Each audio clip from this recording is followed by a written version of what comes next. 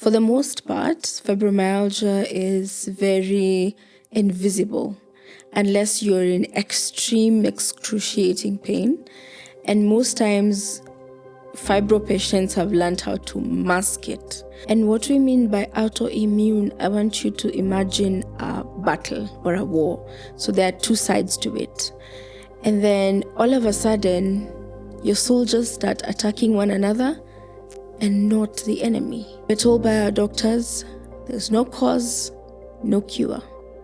So you only have to manage it. And he even said, you know what? You can even go home the same day. Oh boy. His words meant nothing when 2 hours later, I was still in theater. I was telling them that I was having electric currents from my toes going up. That doctor told me, that's impossible. You usually get from the back going up. Now I wondered, you're telling me it's impossible, and I'm telling you that's what I am experiencing. So the short of it is, after 10 Kenyan doctors who could not tell me what is wrong, we thought of India. So he sat me down and told me, you have a condition called fibromyalgia. And I know that you have been told that it's fake and you're faking it. And he blatantly told me, this is real. This is real pain. You're actually going through real pain. And boy, I started healing from that time.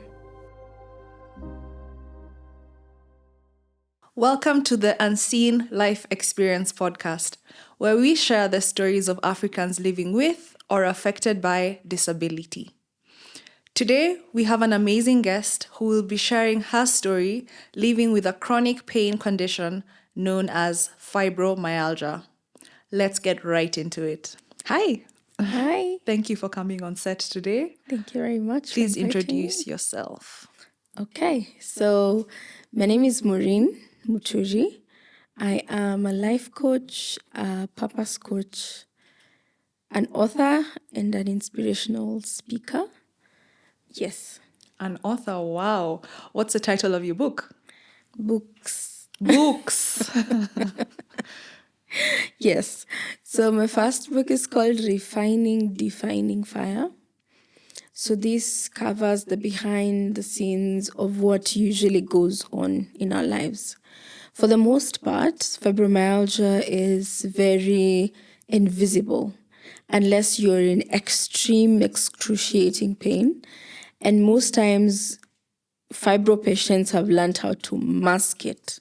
So I heard the cry of my fellow warriors in not having a voice, in not being able to be supported because we are told we are faking it.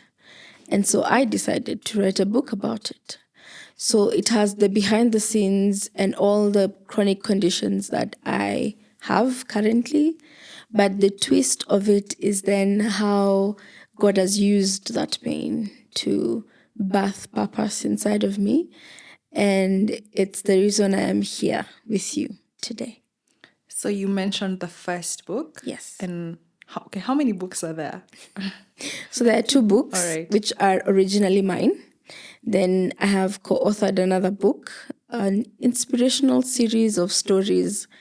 And I'm glad I was able to contribute 2 stories to it. Yes. Amazing. And I love the bit that you said about God using your pain to bring purpose. Yes. Could you share more about what fibromyalgia is? Okay. So fibromyalgia is a chronic pain condition.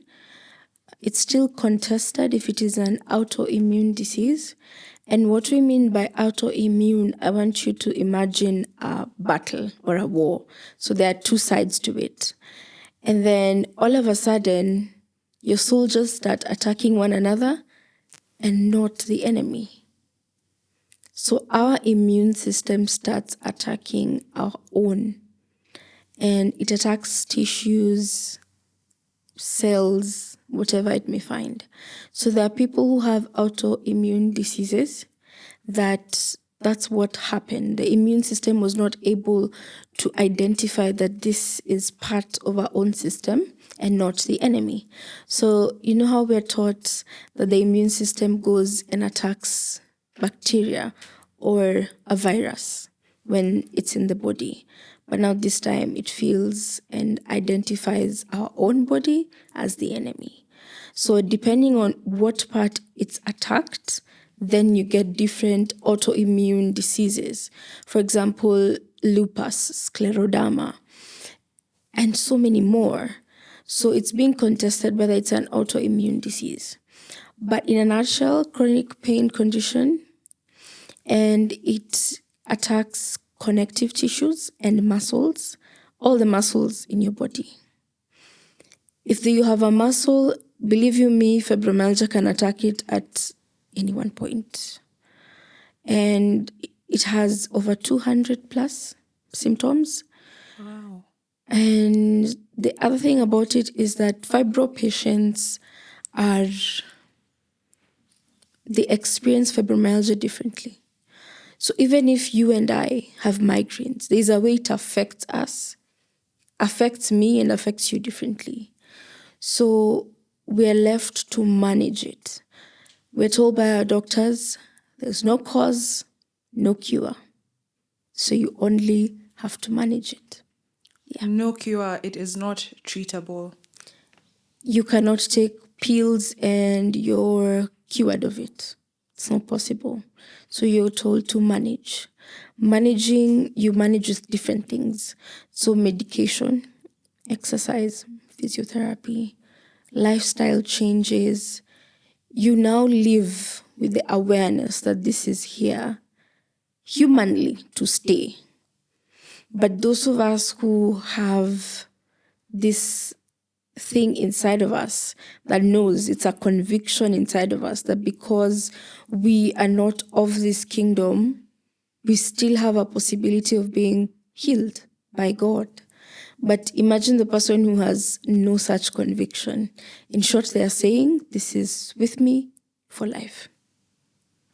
And I'm really curious, how did it present for you? How did you end up getting diagnosed?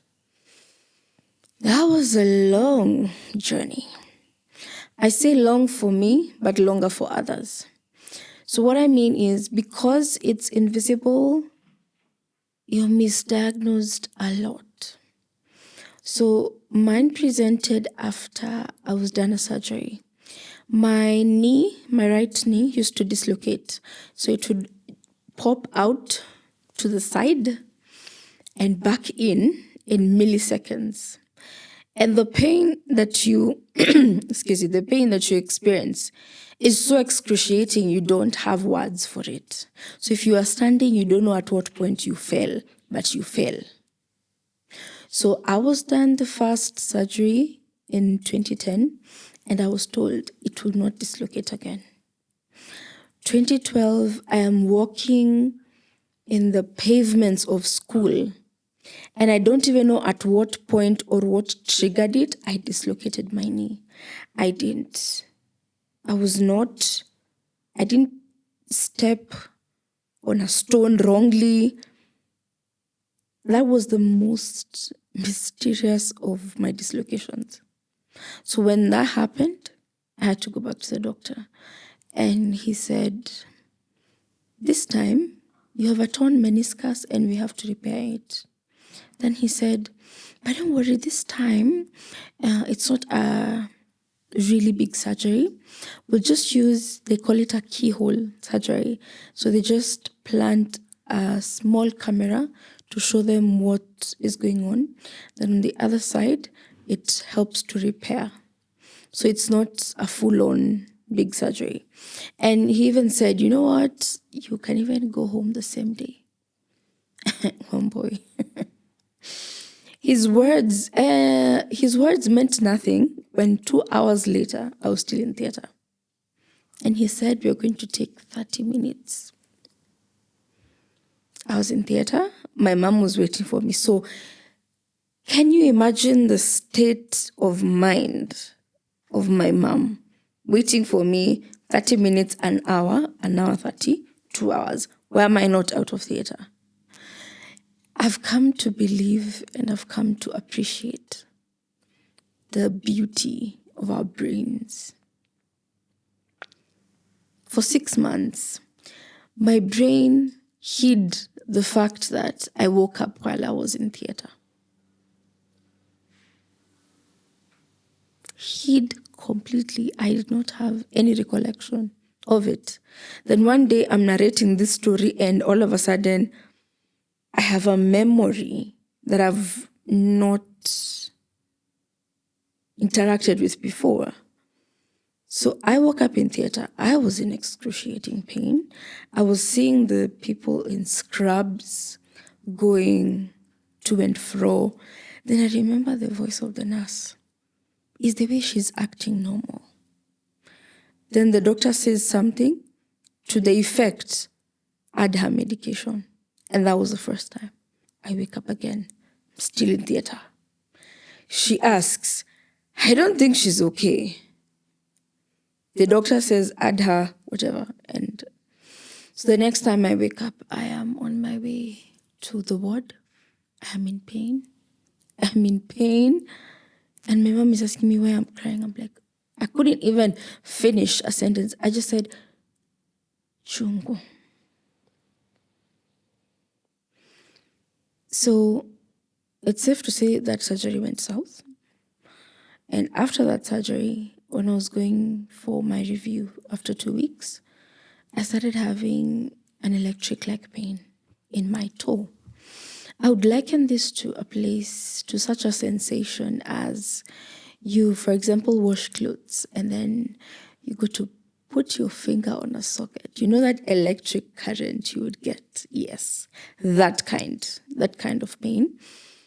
And my mom would ask me, why are you not walking? I'm like, I have a pain in my toe. But remember, the surgery was on my knee. So I don't understand what's happening in my toes. So what happened in the next month, it spread to the other toes, to the ankle, to my knee, reached my hip and back. Stayed that way for about a month. And then it also affected the left leg in the same fashion. After that, I remember being in class, we were writing notes. And then my pen just dropped because my thumb got the electric current. So I couldn't continue with notes. So it's a passing, I call it a wave. It comes in waves. But that was a Tuesday. Wednesday, I felt the same sensation going to my head. It's safe to say, after it reached my head, there was no going back. So those were the symptoms that started. Then now all the others began. Insomnia, nausea, migraines, which I didn't even know were migraines because, I was not exposed to that. I didn't know that. My eyes got affected, hence my spectacles. It was a whole thing, but that's how it started. Wow, I'm so sorry.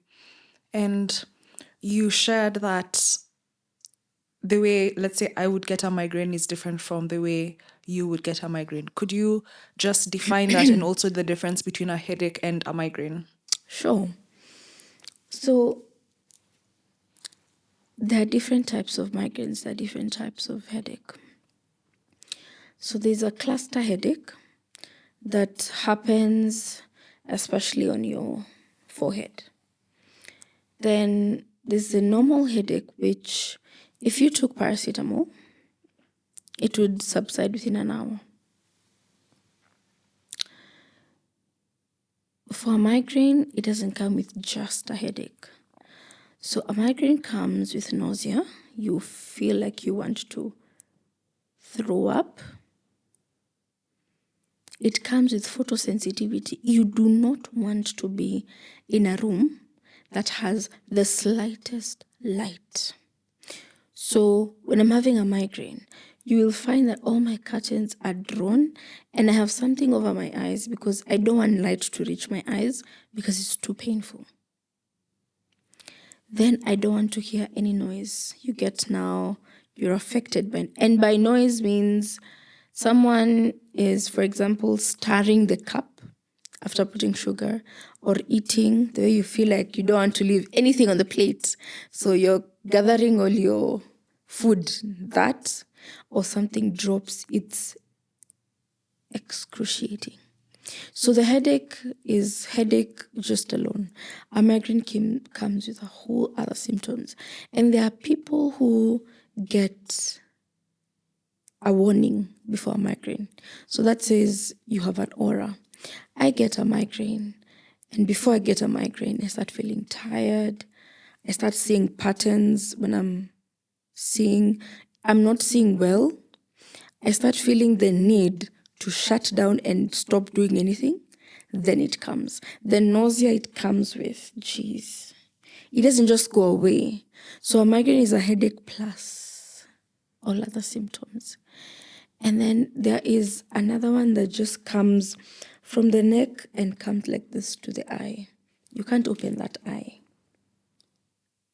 Because all you're feeling is like you have daggers inside your eye.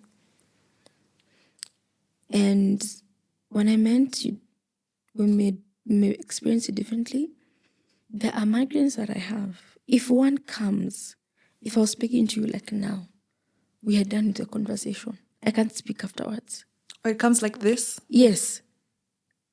There's that one that builds up, gives me some time to get medication, to take water, to put all the curtains out.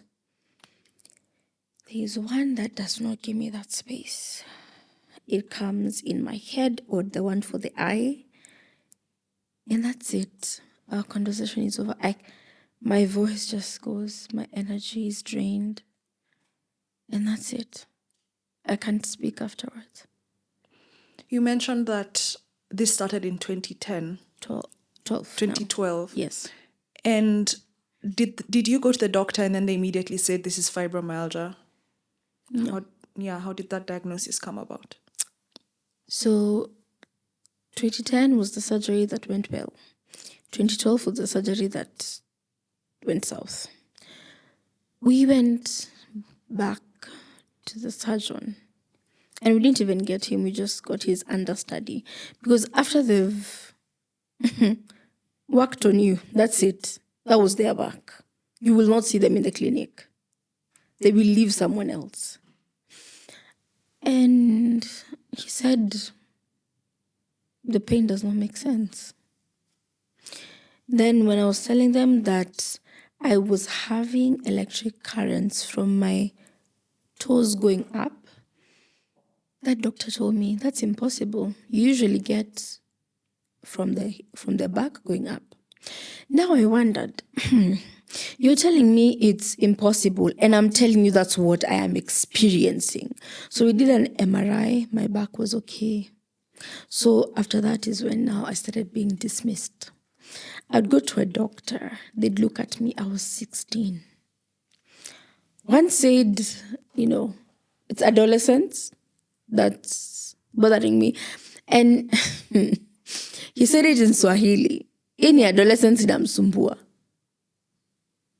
There was one who said, I am having emotional problems that I'm converting to physical pain. There are those who just blatantly dismissed me. Then there was one who sat with me and my mother, because it was me and mom in those corridors, because she had already she had already gotten off formal employment so that she could take care of me. So called my mom and I, asked us, are you seeing children your age going down and up these halls? I said, no. So what are you doing? So the short of it is, after 10 Kenyan doctors who could not tell me what is wrong, we thought of India. There was a whole debacle of going to India because our insurance could have paid it, but a certain doctor refused to write the letter of what he has done and the tests he had sent me for. He refused. So We had to go on our own means. The thing about India, we arrived on Monday. Or Sunday. Monday, we did consultations with about 7 consultants. Because by the time, this is July, my systems were shutting down. I had menses about twice in a month, and they would be painful. It's those ones I would want to just lay on the floor and just feel that cold sensation on my abdomen. So by the time I was seeing, and when I was going in July, my leg dislocated again, by the way. So when we were going to the airport, I was in crutches. So I went to India in crutches. So I saw an orthopedic surgeon, a neurologist, an endocrinologist for the hormones, because clearly my hormones were up and down. Then I saw a physiotherapist because my knee had done it again. And then we saw about 7 of them. I have forgotten about 3 of them. That was Monday, we saw all of them. Then they wrote tests. Tuesday, we did all the tests all the doctors asked for. Wednesday, I had a diagnosis. What? That's fast. In 2 days. The neurologist sat me down, told me, first of all, he did a physical test that no doctor had thought to do. So you have things called tender points in your body. They are 18.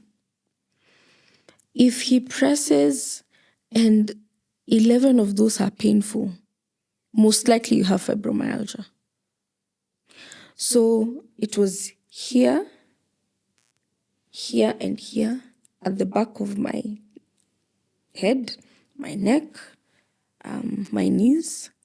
So 14 of those were positive.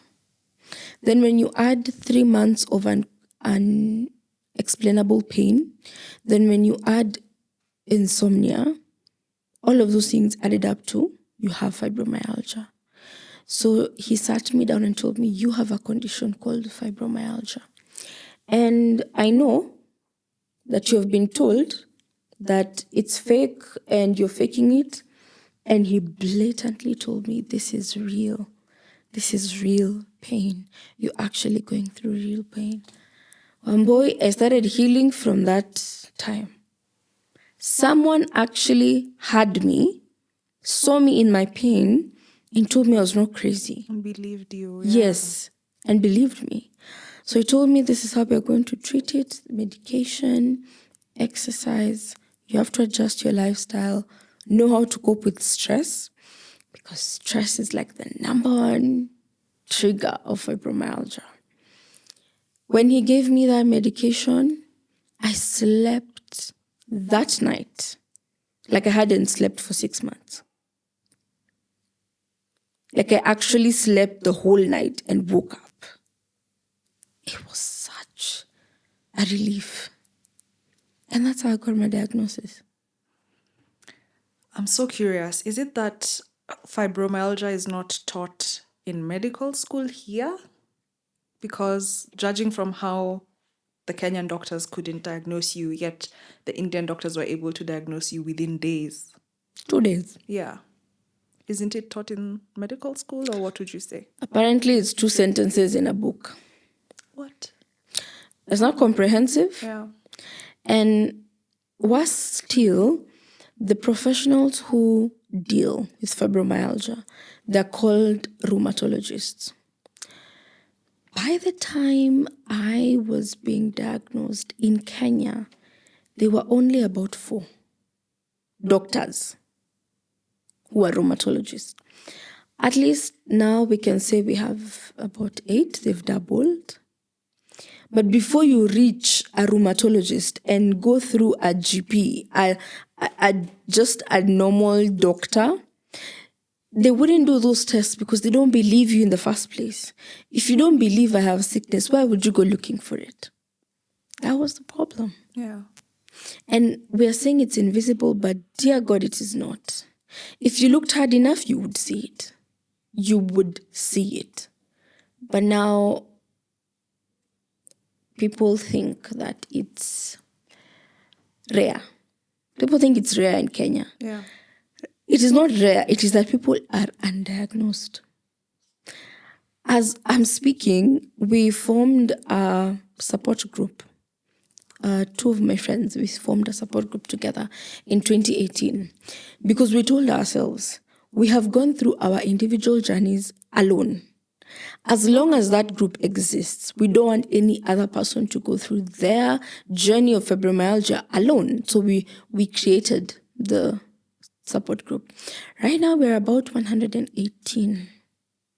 And those are those who are to hear about us and those who've been diagnosed or suspected to have fibromyalgia.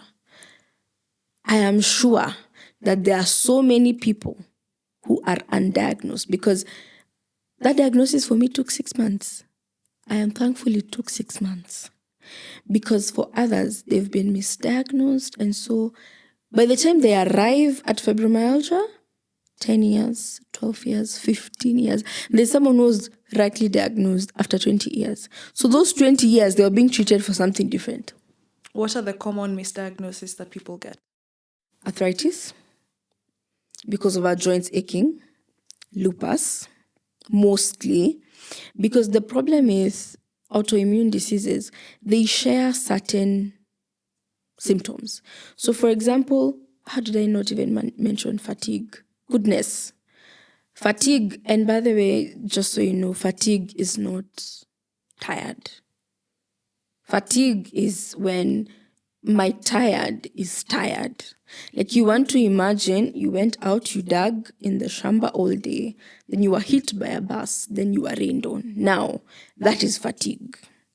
And there's fatigue where you can't move in bed.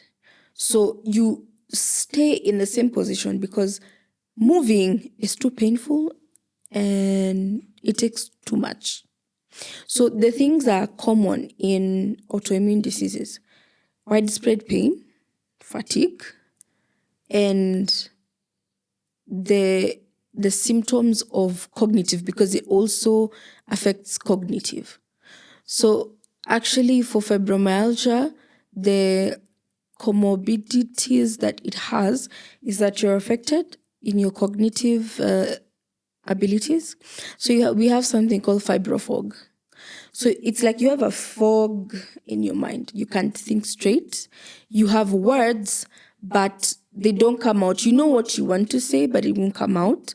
Or you reach the middle of a sentence and you totally forget what you're talking about. So there's cognitive impairment, there's mood, there's depression, because tell me who would not be depressed going through such symptoms. So when you have all that and it is shared by other autoimmune, it becomes harder unless someone is actually intent on making sure that you get the right diagnosis. So arthritis and lupus are the most misdiagnosed. Those are the things that you're told you have when maybe you have fibromyalgia. And does fibromyalgia only affect women? No, it does not. The problem is 9 over 10 are women, but there's that one man. And to be honest, they have it rough than us. We will speak out, we will vent, we will cry. They don't do those things. They just keep it in. And when you add the fact that them not being able to do normal things is regarded as weak, they still do them in pain. I don't get that. They have it, so even in the group, they're the ones who speak the least. Women, we will just go in the group, has anyone experienced this? And more often than not, there are a couple of people who are going through that. So you have support through that. But there are men, and they are affected more because they will not talk about it. They will not get diagnosis. They will not go and search intently like women would. And they would just say, ni kuchoka tu. And they just wanapuuzilia. But it does affect men. Yeah. And you talked about it affecting your cognitive abilities, and you also talked about fibrofog. So I'm really curious as to how this affected your schooling, because you started getting the symptoms while you were in primary, High school. high school. Yes. So how did it affect your ability to sit in class, to proceed with your KCSE on time? So the most bewildering thing is it will affect me out here, but when it came to my school, it didn't affect. There's a way that grace carried me, because when I think about, for example, even how I did my KCSE, it was totally, I'd say I was carried by God. And I actually mean carried, because I had not been in school for the whole of second term in Form 4. And I reported to school the previous day before chemistry practicals. And we went to school at 4 p.m. because the whole morning I was in pain. I couldn't go to school. So I decided to go to school at 4 p.m. So we were doing trial chemistry practicals. All through the exams, I couldn't walk. So I used to be carried by a stretcher from the exam room to where I was seated. And now I even stopped going to class because our classes were in second floor, so I couldn't climb. So I used to operate from the dean's office.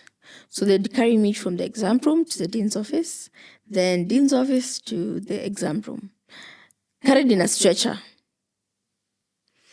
So when I said I mean carried, I was actually meaning carried. It was literal carrying.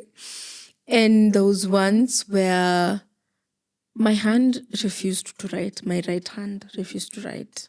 And I'm supposed to write KCSE. I tried to pick up the pen to write my name to register, and the pen would just drop because the electric current was on my hand. We tried everything. Medication, hot water bottle, placed it here and here. It didn't work. So what happened was, oh my gosh, that supervisor, if I met her today, she was so God sent. I actually asked a teacher, can someone write for me? So she removed one of her invigilators from the exam room, told her, as I dictate, she writes for me. It has never been hard to be done that. So that was how I survived. And by the end of all that, for God just to show off, I got an A minus. What? So literal carrying. Yeah. So when it came, so there's a grace that's upon my studies that I don't quite comprehend. But when it's out here and I struggle. When it comes to my studies, they get in straight. But sometimes focusing is hard. So by the time I've found focus, it's 30 minutes. But what I do is the moment I feel I can actually study, I can sit down on it and 3 hours straight, I've actually understood what I was reading. So I didn't even have a timetable. You know how people, we are told in school, you make a timetable, a study timetable. My study timetable was my head because migraines were over here at that time. So if my head isn't aching, I read. If it's aching, I sleep. So there are some places that have been shielded by God despite what is happening. Yeah. What are some everyday things that you struggle with? It's a hard question. Climbing stairs. And first of all, I think I'd like to just point out that the me sitting here is not the one who would have been sitting here a year ago. So this month, I'm celebrating 1 year of functionality. And by functionality, I mean I'm actually out of bed doing things. My operating table, my dining, my study table was in bed. I could not get out of bed. There are times where I would take breakfast, sleep, wake up to take lunch and medication, sleep, and then evening comes, I sleep, and then that's the next day. Because there was nothing else I was being able to do. Showering was a problem. Yani, I can't get out of bed and then you expect me to go shower. How? When I would be able to shower, I had to put a seat. It's still there though. Because standing for long, walking. And my long is not your long. I can say 5 minutes. After 5 minutes, I'm looking for a seat. So even some places I would go and start looking for exit places. Like if I feel this way, I need to know I can get through this door and go and disappear. Either an exit and where is the next seat? So climbing stairs, being able to just, even sometimes right now, focusing when I'm reading. The problem usually is starting. Like before I will run through, I remember I don't have this, I go for it. But the minute I've sat, I can have concentration for 2 hours straight. So sometimes I would get, my hands would ache. So in fibromyalgia, the things that are affected the most are my legs. So This is for you. yes, for me. Okay. Yeah, my most affected are my legs. So I used to use a wheelchair. And we bought it because I would be sick. I'm going to hospital, but I can't get from my room to the car. My mom has a back problem. So every time she would have to hold me. By the time we are done with that day, we are two sick people. So we had to buy a wheelchair. So the wheelchair would get me from the room to the car. And when I'm done, from the car to the room. But then things got tight and I couldn't get from one room to another. So I used a wheelchair inside the house. So for example, I have guests who cannot come and see you in the room. And where the distance between my room and the sitting room are like 10 steps, but I couldn't take them. So I used a wheelchair. In school, so I had to get out of school in 2018 because that time migraines, it's having migraines every day for 6 months straight. Like no relief. So that's when I was supposed to get in third year of my campus life. So I couldn't go back to school.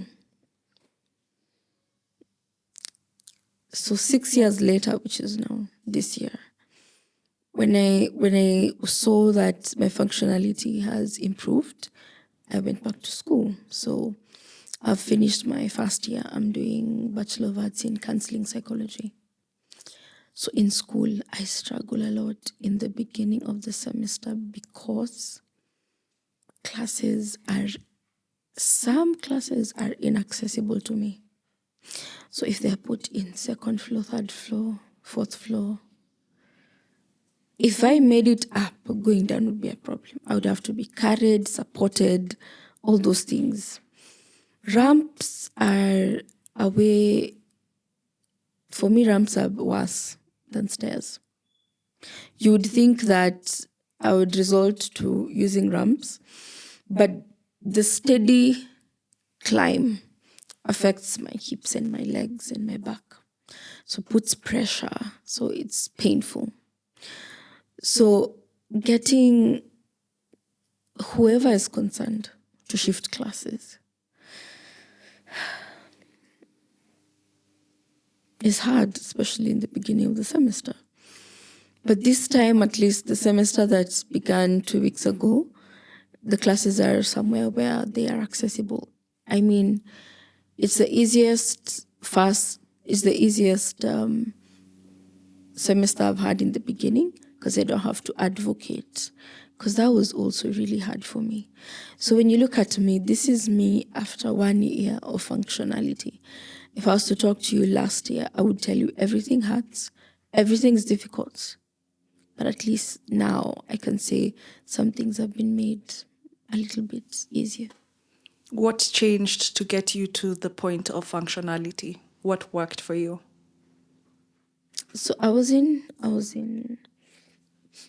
hospital last year, time like this. I had back spasms. So spasms are another thing that if they come, they have come. I'd equate spasms to, so ladies, think about cramps, and then think about cramps in your back. There's that. And they couldn't stop, they'd come in waves. So I was taken to hospital. I was not responding to medication. I was changed hospitals. Then now I started on a broad-based treatment. So I would be on my medication. I would see a psychiatrist. I would see a clinical psychologist at the same time. I would do group therapy, all of those at the same time. By the time I'm 2 weeks after that, I just started realizing changes in myself. I could wake up in the morning. I could have the will to shower, because there's that part that I've not mentioned. Sometimes I lack the will to do things, and sometimes it's as simple as not having the will to take my medication. They're right there. But I get so tired of them because I've been taking them for 12 years. The will to shower, the will to go out of the house. So our will is really affected. So just having that will is difficult. But I started saying, okay, I actually want to shower. I actually want to go downstairs to have group therapy. So all that. So by the time 2 weeks were done, when I was going back home, I was a different person. Then now I started new routines that would fit my functionality. So it all started baby steps until now I joined back school, and I could be able to do things I've not done in 12 years. Yeah. Could you share a bit about how you have been supported throughout this journey? Yeah, sure. So I am one of the most blessed people. I count myself as one of the most blessed people because my family, they have stuck by me every part of my journey. Even when I was doubting myself, because these doctors, I was 16, my mind was still very malleable. So when they keep telling you you're pretending, I would have these moments where I sit with myself and I ask myself, do I have real pain? Can I actually feel this? I would sit down to feel the pain just so that to ascertain that I'm not crazy, that I'm actually not making it up. So they actually started making me doubt myself. But my mom never stopped believing. She believed me and she believed in me. And very backed up by my father. I am so grateful that they did not stop looking until they got a solution. Because I'm going to 10 doctors, paying fees, doing tests, taking medication, it's exhausting. And also exhausting their finances as well. Because there's a time reaches and our insurance has maxed out. So you have to do out of pocket. But I am so glad they didn't stop searching, until they knew that they had a name for what I was going through. So them and my two sisters, I'm supported. They understand. If I need time, I don't know, they've known and understood what I want. So it's easy around them. They understand what I need. Then I got friends who became family along the way. I can talk of this one instance where a friend came to live with me, and it was so last minute. Like, she just thought about it, so she came to see me. It was in 2021. 2021 was a dark year. Oosh. It was a very dark year. I had lost my ability to speak for 4 months. One of the conditions that I live with is called trigeminal neuralgia. So there's a nerve that passes over here.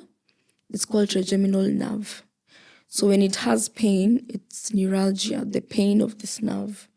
When it's irritated or when it's inflamed, it causes spasms. Again, my gosh, spasms in my cheek, my tongue, and my throat.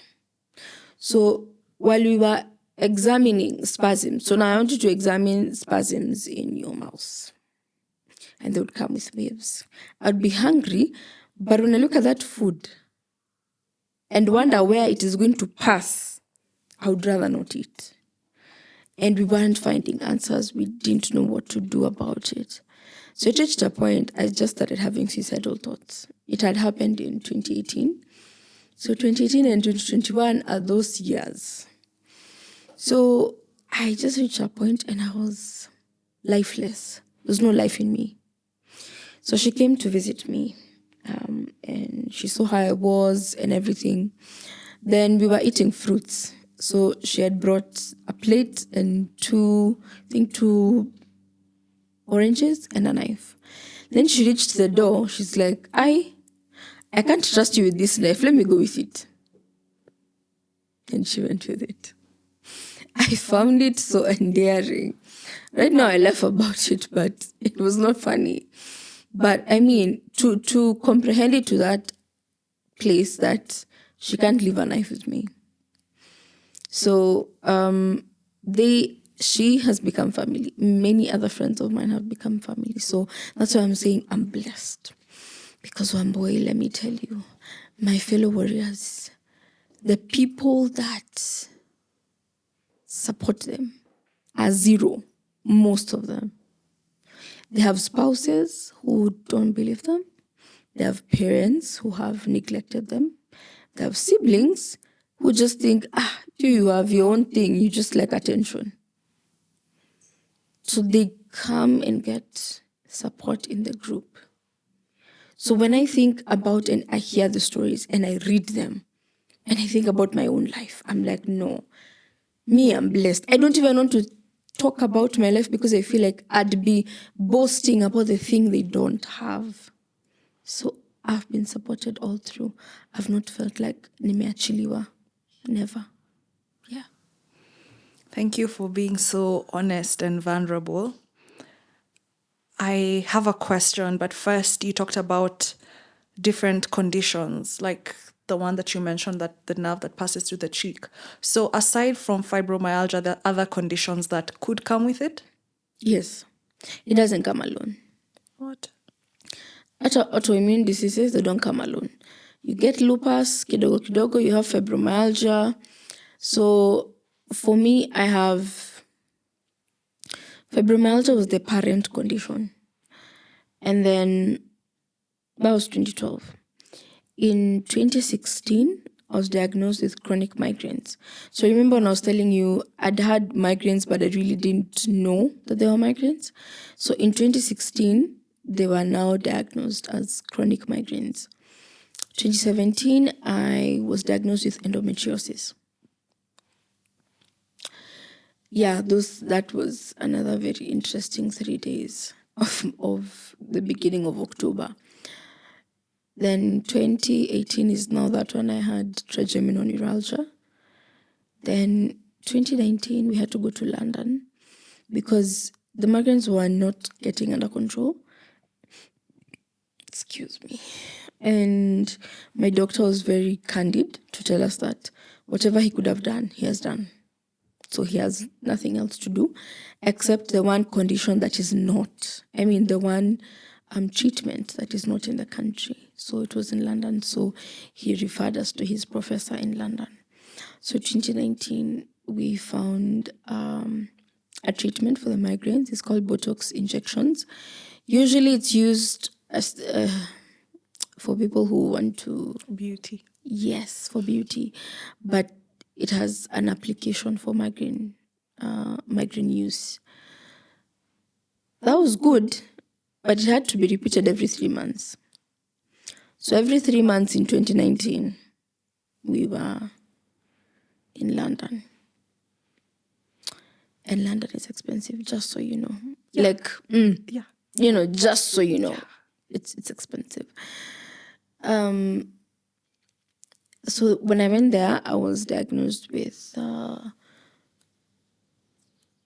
condition called hypermobility, EDS. Hypermobility just means that my joints extend more than they should.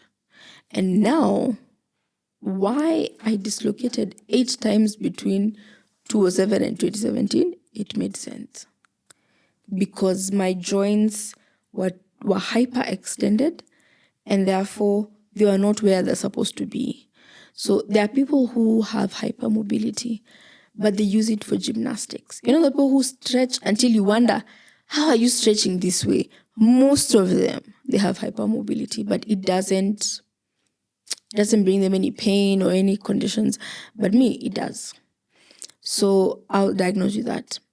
2020, diagnosed with TMJ syndrome. So this bone over here is called temporomandibular joint. This, I know the words, the terms. Yeah. I'm sorry. Seems like you've also almost had to become a doctor. I did. Yeah. Not almost, I did. Yeah. I had to. I just had to. So the jaw would sort of lock, so you can't chew and open your mouth like this. So it used to be, so painful. I couldn't open my mouth. And so when it comes to the mouth, I'm limited sort of by both the neuralgia and the TMJ syndrome.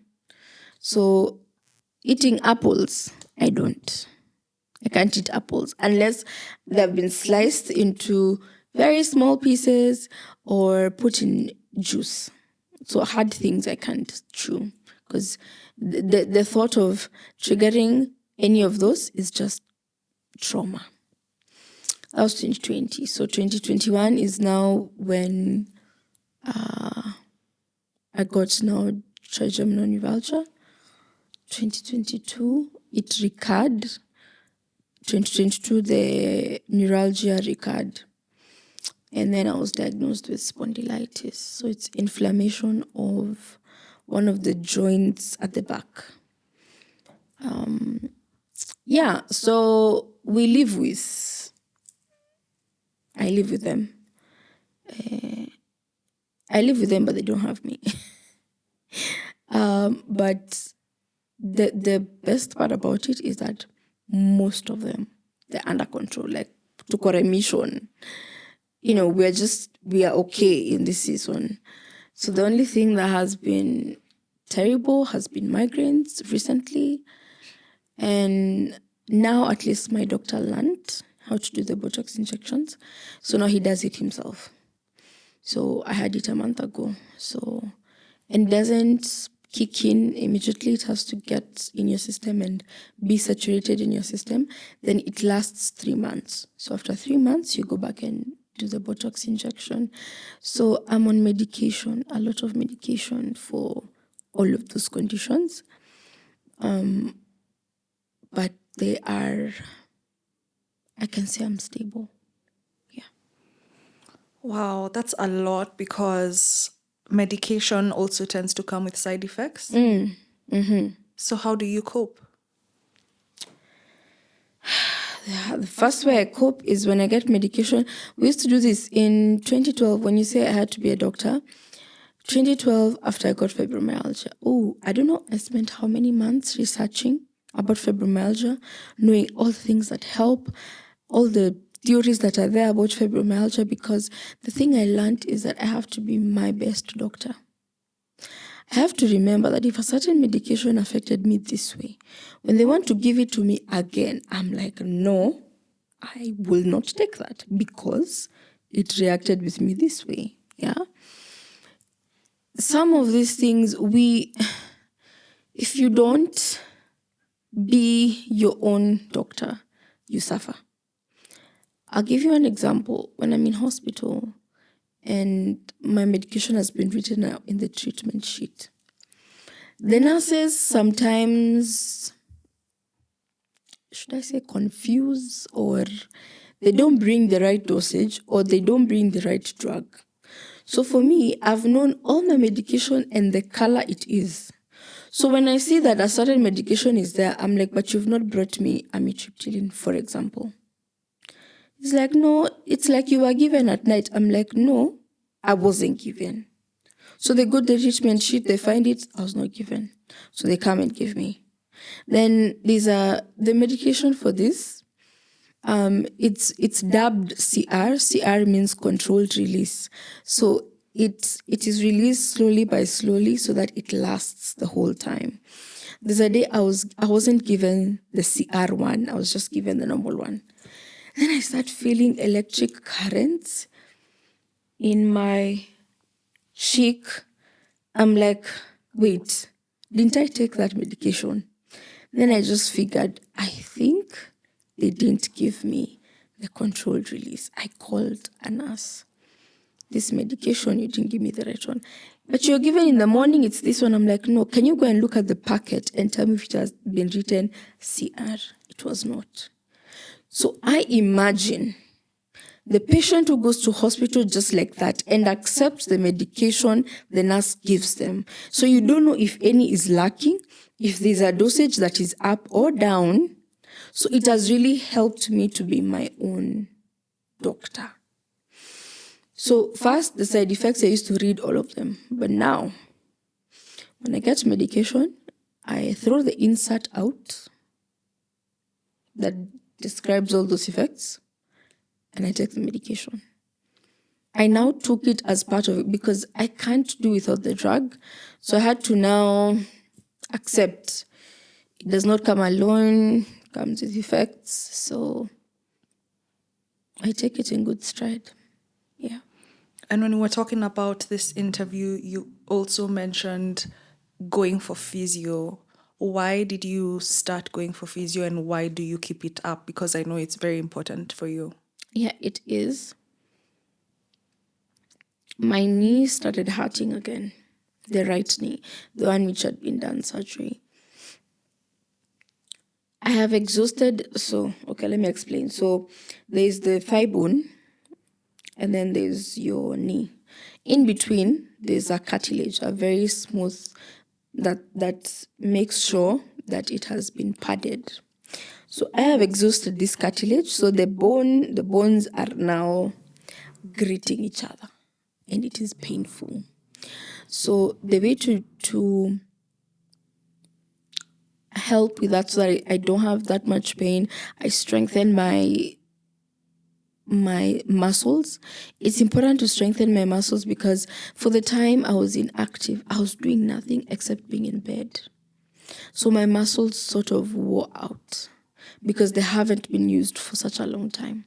So I had to start from scratch building muscle. So I have to keep up with it because it has really helped me over the past 2 months, yeah. 1 month and a half about, because I started in August, but the first days were painful. Oh gosh, they were so painful.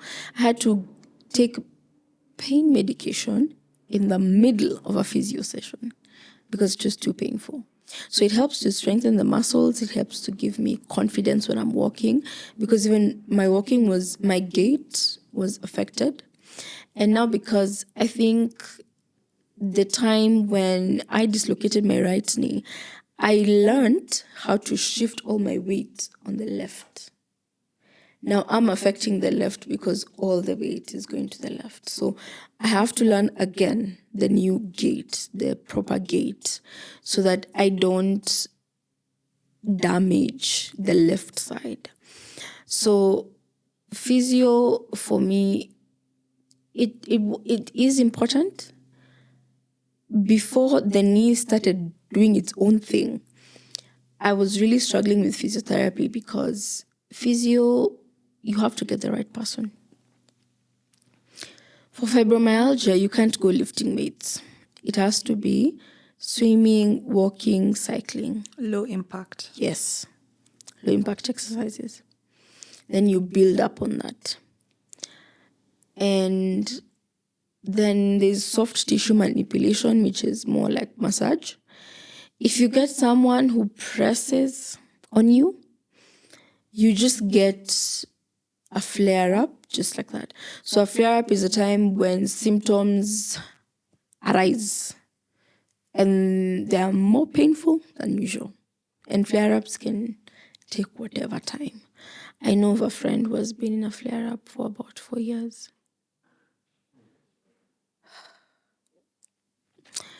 Mostly my flare ups take 3 months and then they ease off. So when I think about 4 years, yeah. So I had to find the right people to do the physiotherapy who understand that I have fibromyalgia and they actually know what that is. Because the problem I was having is I tell someone I have fibromyalgia, they say they know, but the way they show it is totally different. Someone can't come and do deep tissue massage on me. You're pressing my muscles, and so the flare-up begins. But now I had to take up physiotherapy because of my knee, and I can see it has really helped me. Yeah. Wow, that's a lot. And how would you say you would wish that society would support you and other fibromyalgia warriors? One is just being seen, being seen, because sometimes we are so ignored that you take the time. I would rather you come to me, you know I'm sick, you don't know where I'm sick, but you want to know. I'd rather you come and ask me questions. Come and ask me. I always welcome questions because I say you're curious enough and you're actually attentive that you know that something is up with me and you actually want to know.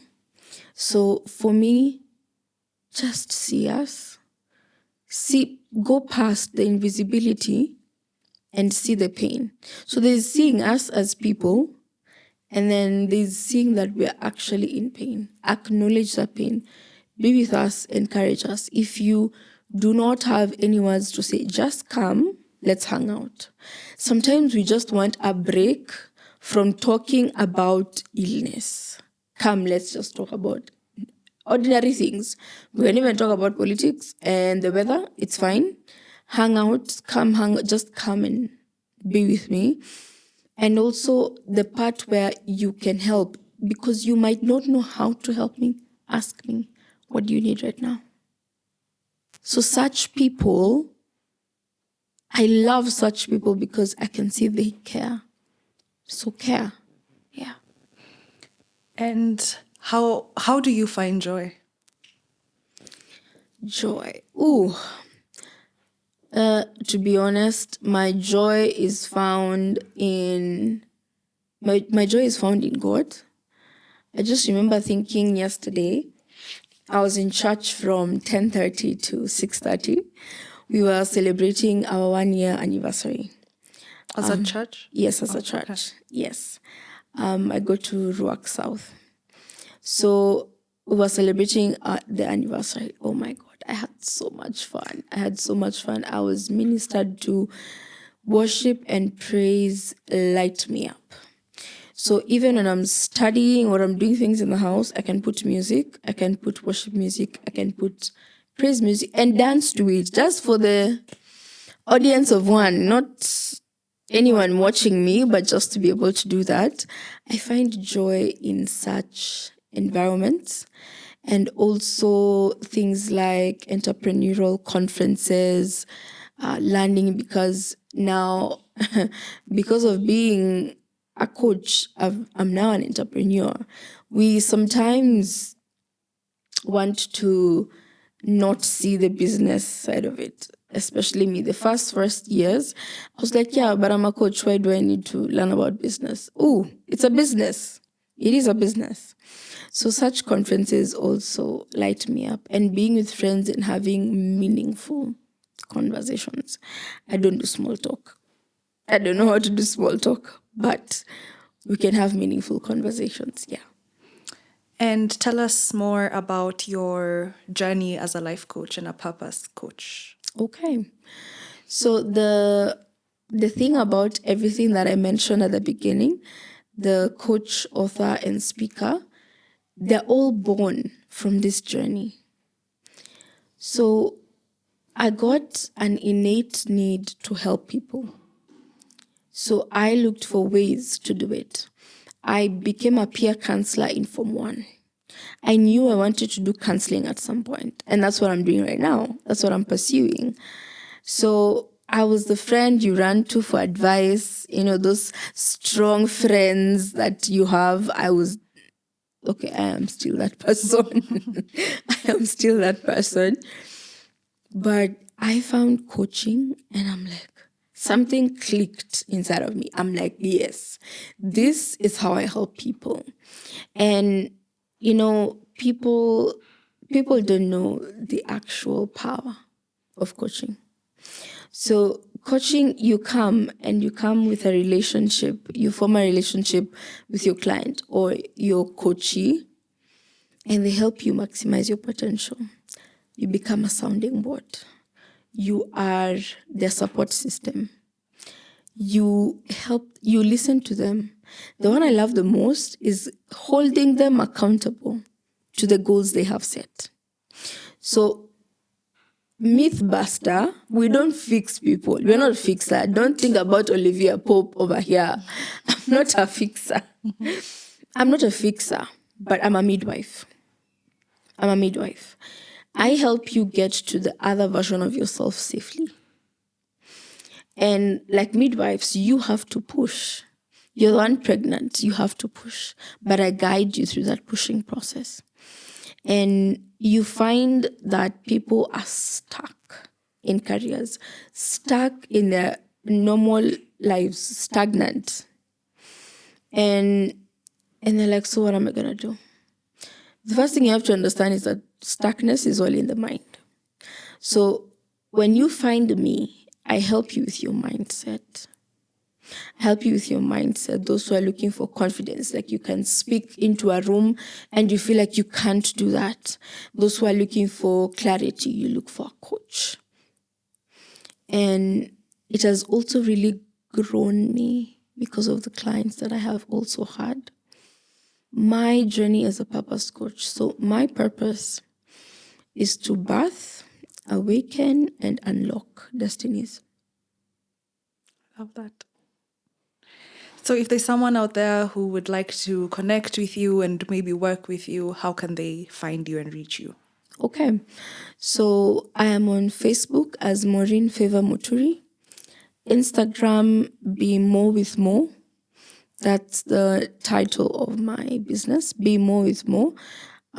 Just because I learned that you're more. I think that's actually the message I would like to leave with everyone. You're more than what society has called you. You're more than the labels. You're more than what you think even about yourself. But you have to dare to hope again. I know our hopes have been crushed. We've been disappointed. You've been betrayed. But if you dared to hope with me, because I'm ready to dare with you that things can change, then things can change. Yeah. Thank you so much for that. I feel so inspired, and thank you for just opening up to us and sharing more. We have loved having you as a guest, Maureen. You're most welcome. This has been the Unseen Life Experience podcast. We hope that this episode has inspired you and that you've learned a thing or two about fibromyalgia and invisible disabilities. Please follow this podcast and subscribe, and see you on the next episode. Bye.